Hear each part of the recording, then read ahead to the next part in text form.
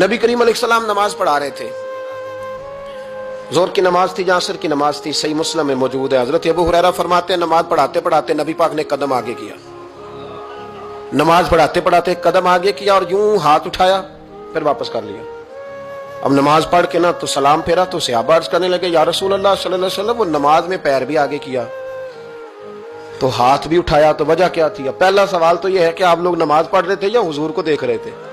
तो सहाबा तो पहले ही बताते हैं कि भाई हम तो पहली साफ में नमाज इसलिए पढ़ते थे कि नमाज भी होती रहती थी और चुपके चुपके महबूब की दीद भी होती रहती थी।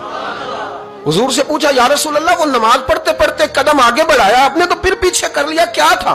और हाथ उठाया तो फिर आपने नीचे कर लिया।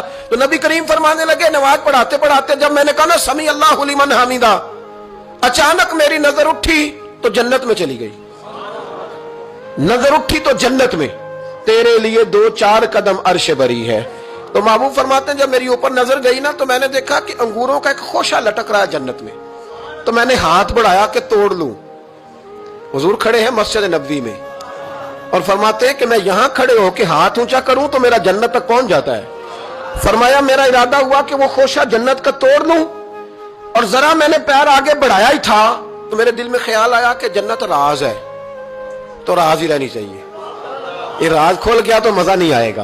तो मैंने फिर वो हाथ वापस कर लिया। सहाबा कहते हैं जब नबी करीम ने ये बयान किया तो हमारे चेहरे ने तजस्सुस से खेल उठे, तजस्सुस से। हम कोई बात और भी सुनना चाहते थे तो महबूब फरमाने लगे अगर मैं वो खोशा तोड़ के ले आता और तुम्हें दे देता, तुम कयामत तक भी खाते रहते तो तुमसे खत्म नहीं होना था।